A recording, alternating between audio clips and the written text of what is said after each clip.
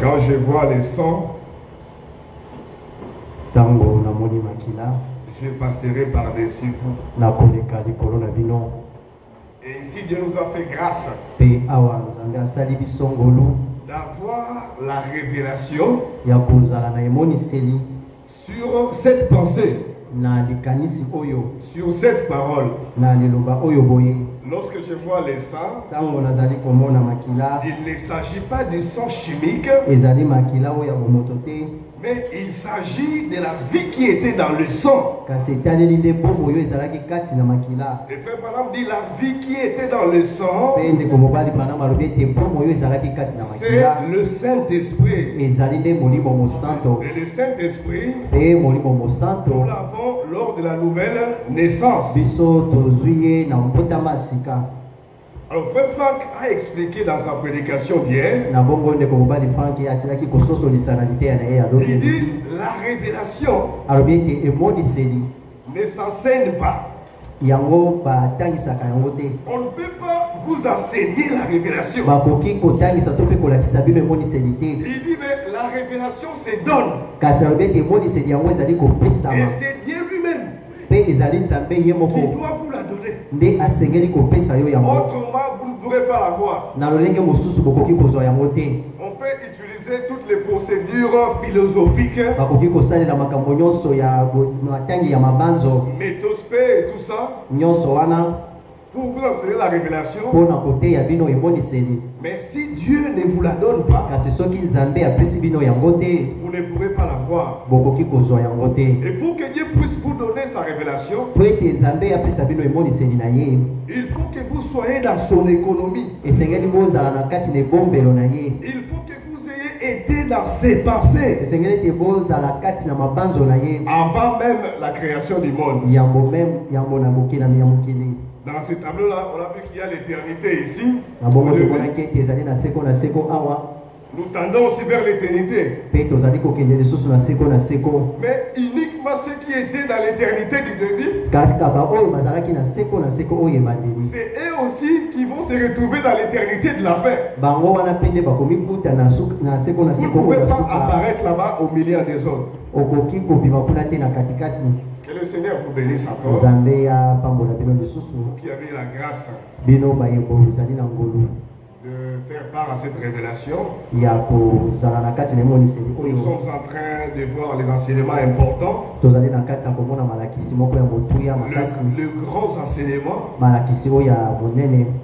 qui ne se dispense pas dans n'importe quelle église, parce que ça requiert la maîtrise, ça requiert la connaissance, mais aussi la révélation. Amen. Amen. La Bible, c'est la forêt du prophète. On ne peut pas y aller n'importe comment. Et nous, lorsqu'on apporte ces enseignements, c'est à la lumière de ce qui a été donné par les envoyés de Dieu pour notre âge. Nous allons tenir debout pour prier et remettre ce culte entre les mains du Seigneur. Prions. Notre Père Céleste, nous te sommes infiniment reconnaissants d'avoir permis que nous puissions être ici ce matin pour écouter ta parole, pour te servir, parce que nous formons tous un royaume de sacrificateurs. Oh Dieu, nous voulons que tu puisses nous parler ce matin, parce qu'il est écrit, ils seront tous enseignés de Dieu. Seigneur, circoncis la bouche de l'orateur du jour, afin qu'il nous parle de ta part. Oins-les, Seigneur, que ton esprit puisse abonder sur lui, afin qu'il nous parle de ta part. Oh Seigneur, circoncis nos oreilles, afin qu'il les reçoive que ce qui vient de toi, que nos âmes puissent être touchées ce matin, comme tes disciples sur le chemin d'Emmaüs, alors que tu leur parlais, il est écrit, ils eurent le cœur vivement touché. Oh, que nos cœurs puissent être touchés ce matin, Père Céleste. Alors que nous serons en train d'écouter ta parole, nous désirons qu'il est écrit, là où 2 ou 3 sont réunis autour de ma parole, je suis là. Entre tes mains, nous remettons également les frères et sœurs qui sont en cours de route. Assiste-les, Père Céleste, afin qu'ils se joignent à nous et qu'ensemble nous puissions te servir. Merci parce que tu vas bien commencer avec nous ce culte et que tu vas bien aussi la terminer avec nous. Dans le nom du Seigneur et Sauveur Jésus-Christ de Nazareth, nous t'avons ainsi prié. Amen.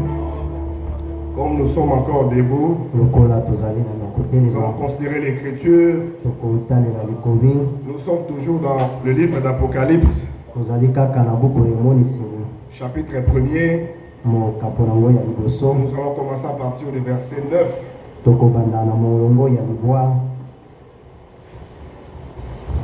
Apocalypse, chapitre 1er. À partir du verset 9. Moi, Jean, votre frère, et qui est part avec vous à la tribulation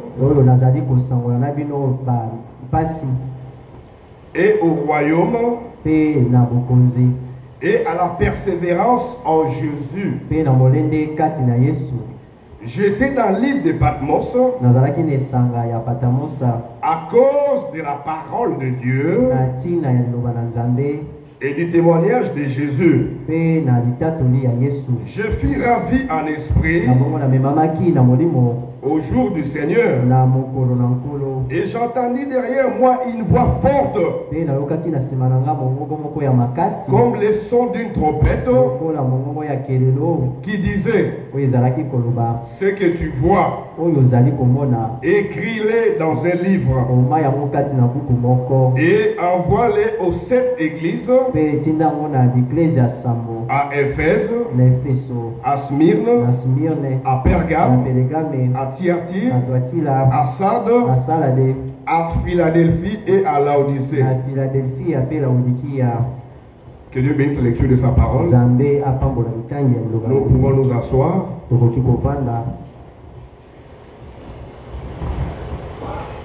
Le frère Gédéon va nous conduire avec un seul cantique. Et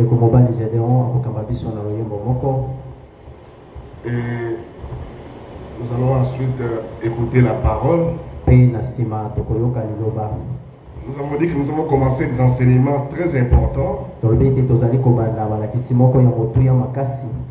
nous est demandé d'ajouter à notre foi de la connaissance.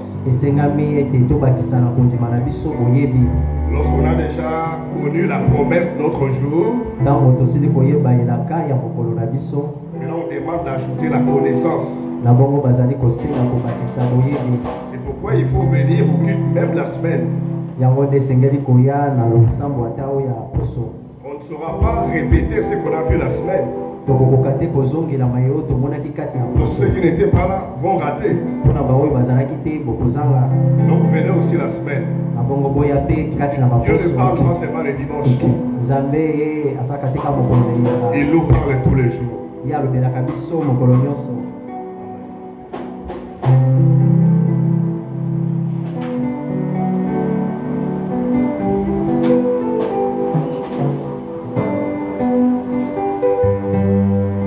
Dieu puissant, c'est Jésus, déverse de la paix, le Père de l'éternité et le roi des bontés, le merveillant Jésus, à qui nous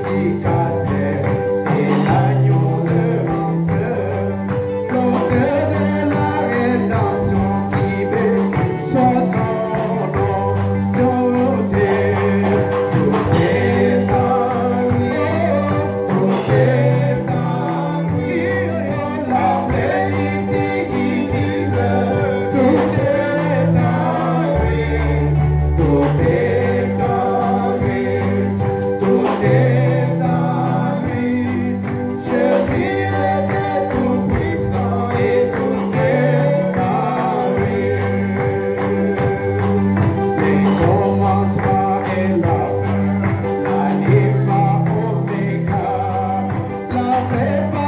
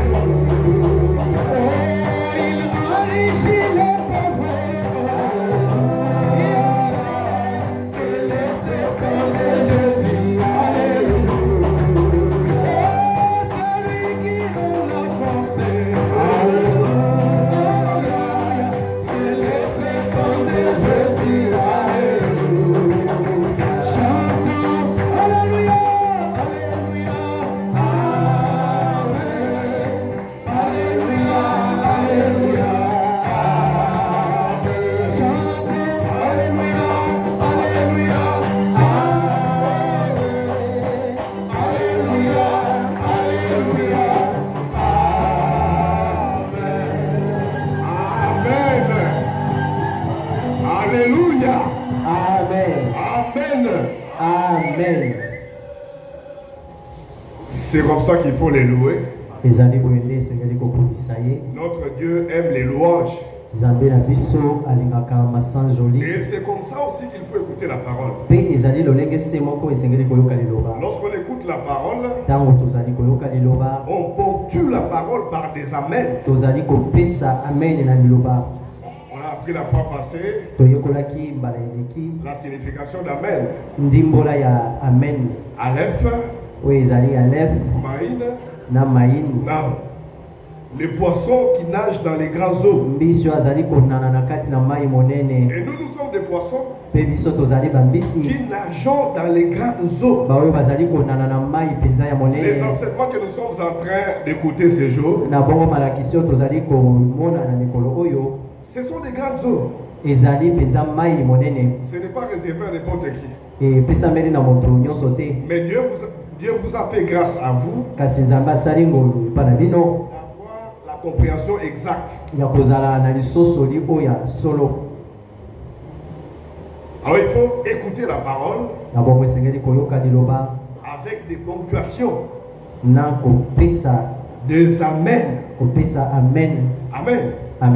Lorsque vous écoutez la parole, lorsque la prédication est apportée, le Saint-Esprit est là. Et lorsque le Saint-Esprit vous saisit, vous ne devez pas rester indifférent. Amen. Amen. Nous allons inviter notre bien-aimé frère Étienne pour qu'il vienne nous parler de la part du Seigneur. Gloire, gloire, alléluia. Gloire, gloire, alléluia. Gloire, gloire, alléluia. Et tout soit pour Jésus. Que le Seigneur vous bénisse. Amen. Je vous salue tous au nom de Jésus-Christ. C'est depuis mercredi que nous avions pris la chair. Nous parlons sur le livre d'Apocalypse. Nous avons montré que c'est un livre prophétique. Du début jusqu'à la fin. Parce qu'elle commence avec un bon verset, la révélation de Jésus-Christ.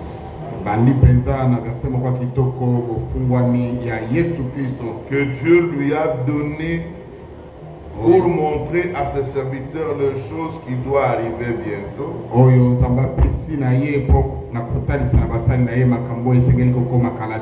Et qu'il a fait connaître par l'envoi de son ange à son serviteur Jean. On dit c'est la révélation, le dévoilement, ou bien le découvrement, le dévoilement de Dieu. Parce que Dieu est esprit. Est-ce que vous croyez que Dieu est esprit? Amen. Dieu est esprit. Mais Dieu a été visible aux yeux des gens. C'est à travers son cher fils Jésus-Christ. Jésus-Christ était Dieu homme sur la terre. Nous avions montré que le Dieu qui était du temps de Moïse, c'est le même hier, aujourd'hui et éternellement. Cette écriture, vous le lisez souvent dans Hébreux 8, 13. Il est le même hier, aujourd'hui, éternellement. La révélation, c'est que Dieu qui a travaillé dans la dispensation de Moïse,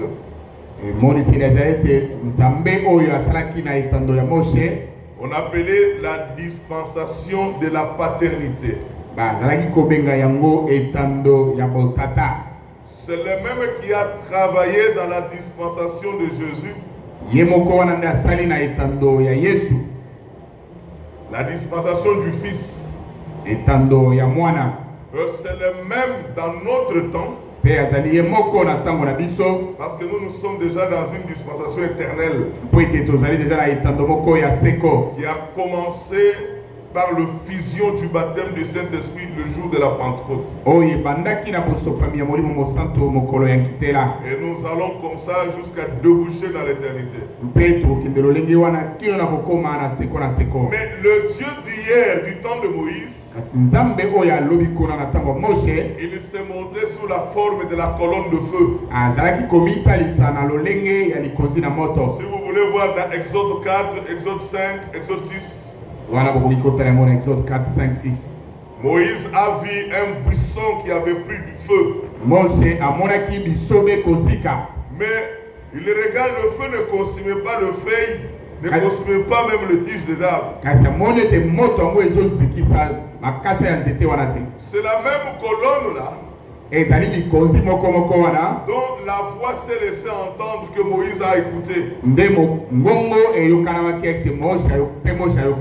C'est la même colonne qui conduisait les enfants d'Israël dans le désert. Pendant la nuit, on la voyait comme la colonne de feu qui conduisait les enfants d'Israël.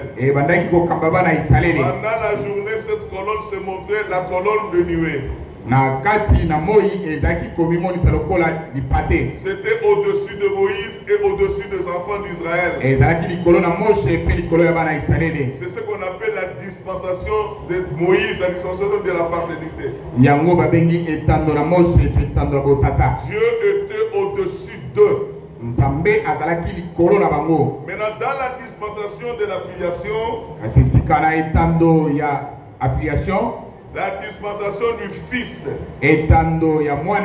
Dieu a quitté la forme de la colonne de feu. Il a jugé bon d'habiter dans un corps. C'est le corps que Marie a mis au monde qu'on a appelé Jésus. C'était l'enveloppe. Mais dans ce corps-là, Dieu a trouvé le bon plaisir d'y habiter. C'est ainsi quand vous prenez le livre de Colossiens, lisez avec moi. Colossiens, c'est après Philippiens. Éphèse et Philippe, après Colossiens. Regardez ici. Prenons d'abord le chapitre 1, le verset 15. Le Fils est l'image du Dieu invisible. Le premier-né de toute la création. Amen. Amen. On dit le premier-né de toute la création. Son Fils. Car en lui ont été créées toutes choses qui sont dans le ciel et sur la terre, le visible, les invisibles et trônes, dignité, domination et autorité. Tout a été créé par lui et pour lui. Maintenant, verset 19. Car Dieu a voulu faire habiter toute la plénitude en lui. C'est pourquoi je vous ai dit que Dieu a trouvé le bon plaisir d'y habiter.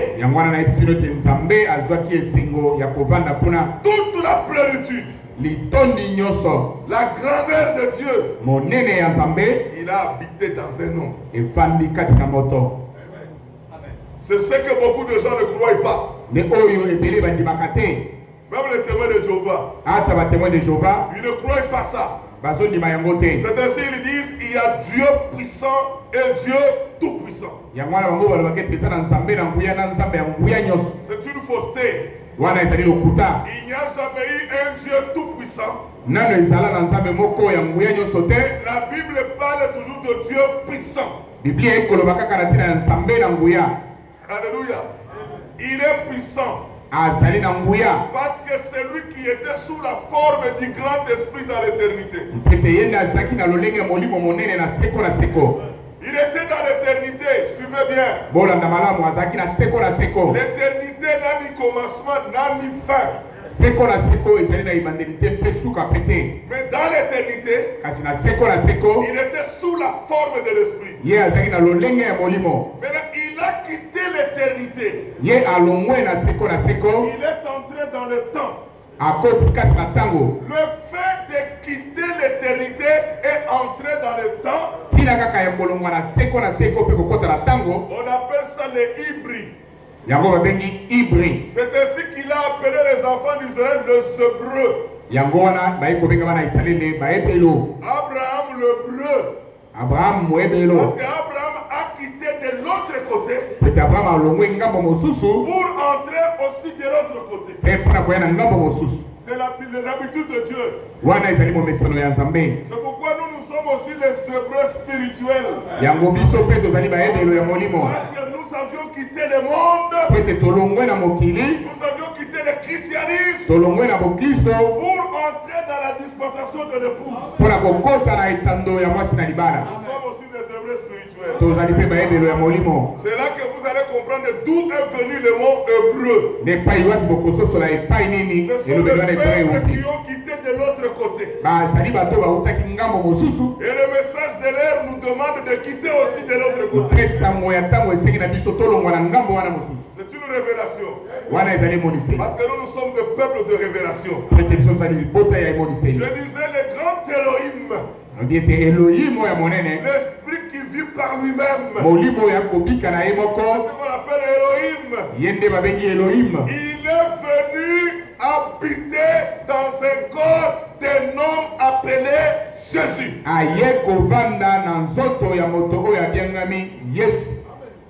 Il a habité. Tel que les gens voyaient Jésus, c'était Dieu dans sa maison. Dieu dans son tabernacle.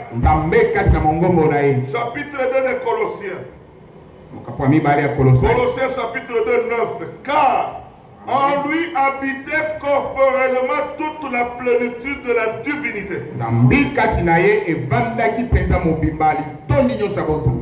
Vous avez tout pleinement en lui, tout pleinement en lui. Qui est le chef de toute domination et de toute autorité. Amen. Dieu a quitté, il a habité en Jésus. Il a habité en Yeshua. Maintenant, le fait d'y habiter, c'est ce que l'Écriture montre dans Malachie 3. Lisez Malachie 3. Nous faisons l'étude. Je vous ai toujours demandé de venir avec un stylo. L'étude, ici nous étudions la parole. Malachie 3, le verset 1. Voici, j'enverrai mon messager. Le messager là, c'était Jean-Baptiste. Dieu annonce déjà que j'enverrai Jean-Baptiste.